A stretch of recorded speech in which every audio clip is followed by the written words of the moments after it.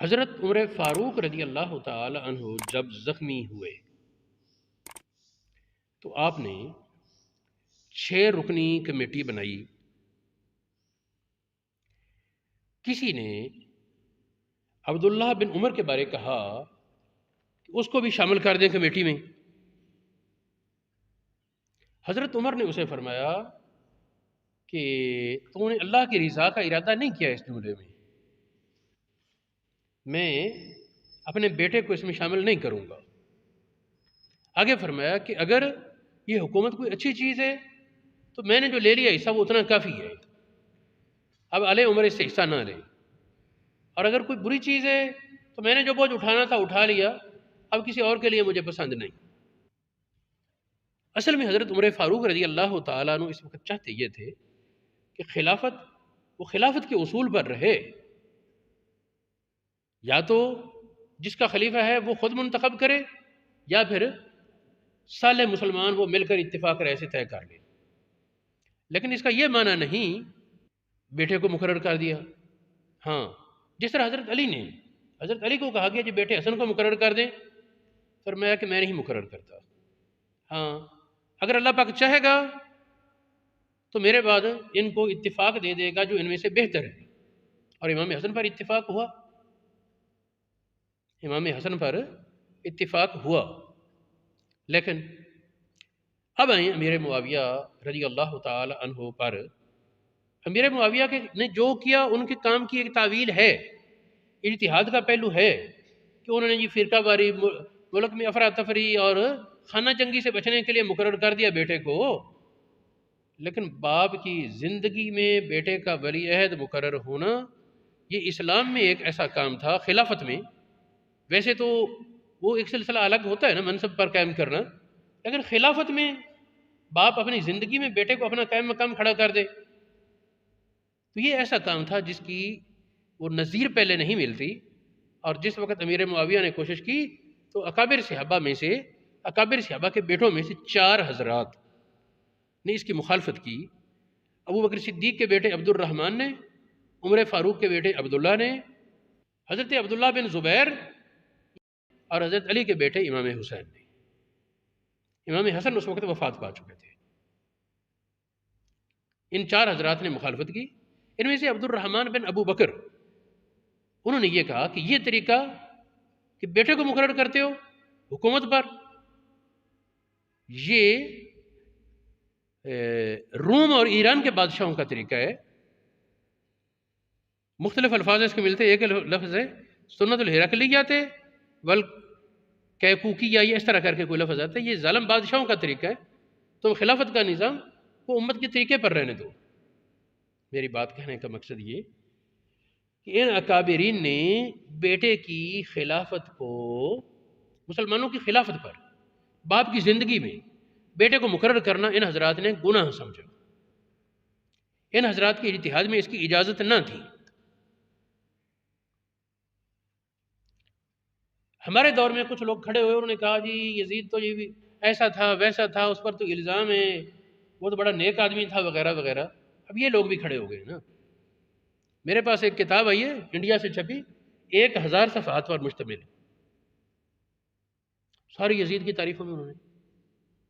سادہ سی بات تو کہنی ہے تو ہم یوں کہہ لیں گے نا کہ جو لوگ یزید کے طرفدار بنتے ہیں اللہ کرے انہیں یزید کا جھنڈا نصیب ہو، قیامت کے روز وہ یزید کے جھنڈے تلے ہوں. یوم یدعی کل اناس بامامہم، ہر کسی کو اپنے امام پر بلایا جائے گا، وہ ان کو یزید کی امامت مبارک ہو. اور ہمیں اللہ پاک امام حسین رضی اللہ تعالیٰ عنہ کے جھنڈے تلے جگہ عطا فرمائے. مختصر تو یہ کہہ سکتے ہیں. تفصیل میں میں اس وقت ایک وہ الزامی جواب کے طور پر کہتا ہوں، اور کوئی لغزش نہ ہو، یزید میں اور کوئی قباحت نہ ہو. اس کی نامزدگی تو غلط طریقے پر تھی.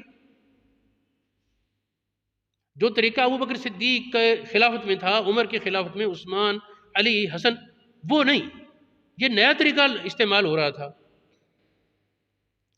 اور اس وقت کئی لوگ جنہوں نے بیعت نہیں کی ان کے بارے میں افواہیں اڑا دیں گے انہوں نے بیعت کر لی. میرے معاویہ کی حیات میں کچھ لوگوں نے یہ ہوا. بعد میں عبد الرحمن بن ابو بکر تو جلدی فوت ہو گئے. عبداللہ ابن عمر خاموش ہو گئے. انہوں نے کہا کہ اختلاف کی وجہ سے خون خرابہ ہوگا اور میں اس سے بچنا مناسب سمجھتا ہوں۔ باقی رہ گئے دو، حضرت عبداللہ بن زبیر اور حضرت امام علی کے بیٹے امام حسین رضی اللہ تعالیٰ عنہ۔ یہ دونوں مکہ شریف چلے گئے۔ وہاں سے پھر حالات میں امام حسین رضی اللہ تعالیٰ عنہ آگے گئے کوفہ کی طرف۔ یہاں اب سوال جو میں سمجھانا چاہتا ہوں وہ یہ کہ یہ نامزدگی غلط تھی، یہ نامزدگی غلط اور گناہ تھی۔ کچھ لوگوں کے نا ذہن میں ایک بڑا اشکال ہے، جی اگر مان لیں یزید کی بیعت درست نہیں تھی تو پھر جن صحابہ نے بیعت کی ان کے بارے کیا کہو گے؟ بڑا ایک مشہور سوال ہے کہ اگر مانا جائے یزید کی بیعت درست نہیں تھی تو جن صحابہ نے بیعت کر لی ان کے بارے کیا جواب ہوگا؟ وہ میں بتانے لگا ہوں۔ فقہ حنفی کی سب سے بنیادی کتاب ہے کتاب الاصل امام محمد کی۔ اس میں فرماتے ہیں کہ اگر کسی آدمی پر لازم ہو جائے شرعی طور پر کہ وہ نیکی کا حکم دے برائی سے روکے، لیکن حالات ایسے ہوں اسے پتہ اگر میں نے یہ کام کیا تو قتل کر دیا جاؤں گا، اس کو اجازت ہے چپ کر جائے، اس کو خاموش ہونے کی اجازت ہے، بولنے کی بھی اجازت ہے۔ اگر بولے گا تو یہ اس کا جہاد ہے اور اس کو زیادہ ثواب ملے گا، اگر قتل ہوا تو شہید ہے، لیکن اگر خاموش ہو گیا تو اس پر وبال نہیں۔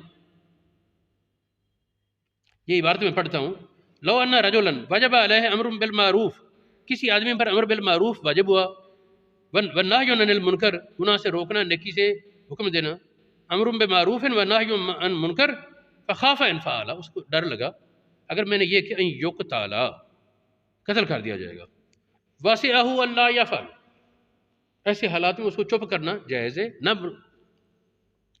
لوگ نہیں سننا چاہتے، خاموش ہو جائے، نیکی کا حکم نہ دے، برائی سے نہ روکے، ایسے حالات میں اجازت ہے۔ فَإِنْ فَعَالَ، اگر اس نے یہ کام کیا، فَقُتِلَ، قتل ہو گیا، کانا ماجوراً، اس کو اجر ملے گا، لِأَنَّ الْأَمْرَ بِالْمَعْرُوفِ وَالنَّهْيَ عَنِ الْمُنْكَرِ، نیکی کا حکم دینا برائی سے روکنا فریضۃ، فرض ہے۔ قَدْ رُخِصَ فِيهَا إِذَا خَافَ عَلَى نَفْسِهِ، جب اپنے آپ پر جان کا خطرہ ہو تو اس کی رعایت ہے، رخصت ہے۔ فَإِنْ أَقْدَمَ عَلَى الْخَوْفِ، خوف کے باوجود اگر اقدام کرے، فَذَلِكَ أَعْظَمُ الْأَجْرِ، اس پر بڑا اجر ملے گا۔ یہ کتاب الاصل میں جو نسخہ ہمارے سامنے، اس میں صفحہ 414 7واں جلد ہے۔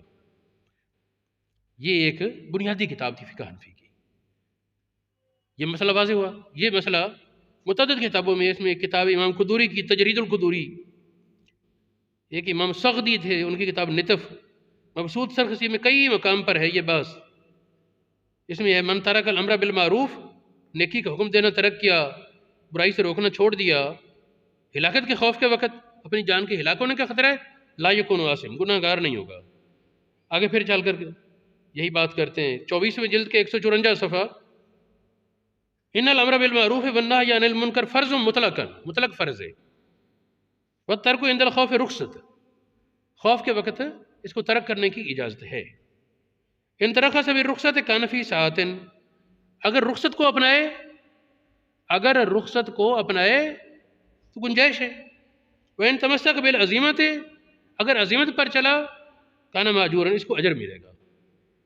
ہمارا یہ موقف ہے کہ امام حسین رضی اللہ تعالیٰ عنہ نے عزیمت پر عمل کیا، اور جن حضرات نے رخصت پر عمل کیا ان پر بھی وبال نہیں، ان کے لیے معافی ہے، اور اجر اور ثواب یہ امام حسین کے لیے۔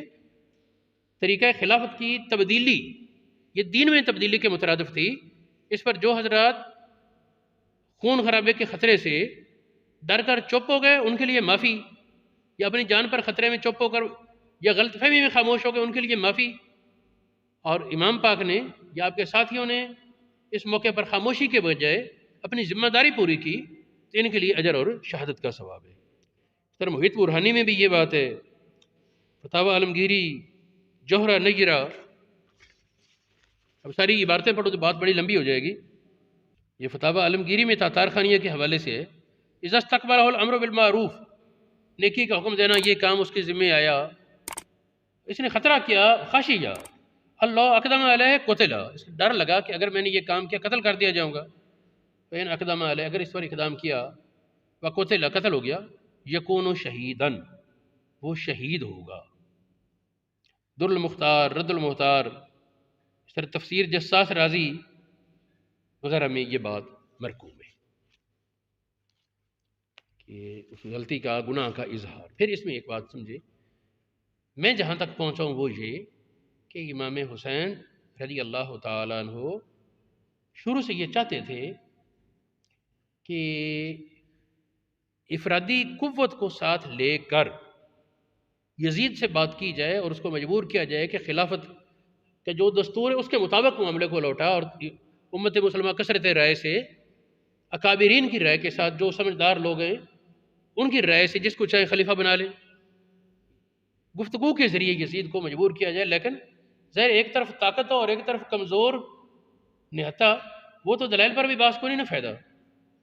میں یہ سمجھتا ہوں کہ آپ یہ چاہتے تھے کہ افرادی قوت جو آپ کے چاہنے والے ہیں، عقیدت مند ہیں، ان کی ایک کثیر تعداد ساتھ لے کر پھر یزید کی طرف پیغام بھیجا کہ تم بھائی تیری تعیناتی غلط طریقے سے ہوئی اور تو اس کا ازالہ کر، یہ طریقہ کار ہے۔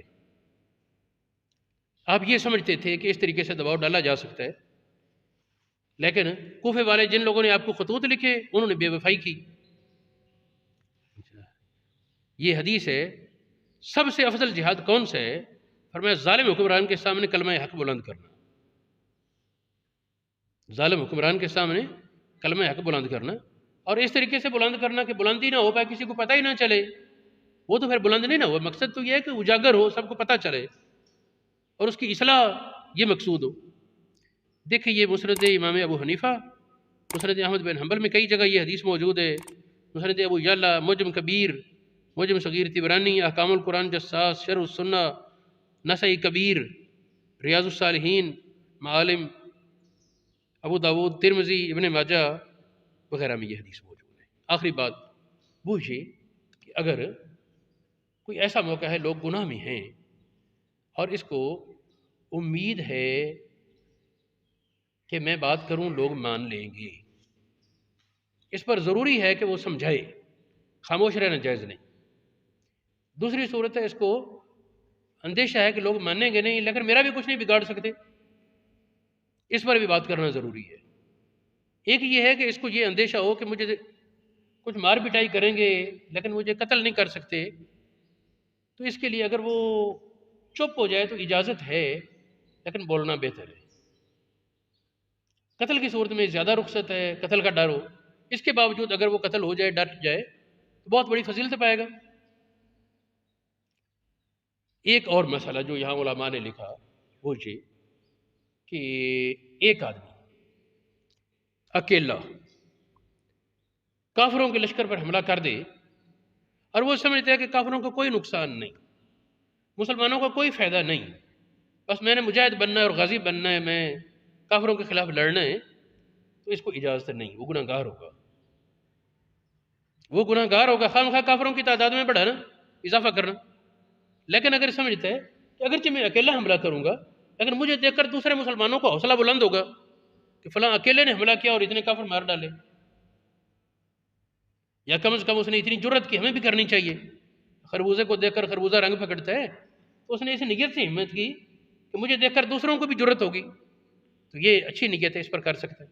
لیکن اگر مخالفین مسلمان ہیں، کلمہ گو ہیں، غلط بات پر اڑے ہوئے ہیں، بظاہر ان کے ماننے کی توقع نہیں، قتل کا خطرہ ہے، معافی ہے چپ کرنے کی، لیکن اگر چپ نہ کرے، ان پر سختی سے ان کے خلاف بیان کرے موقف،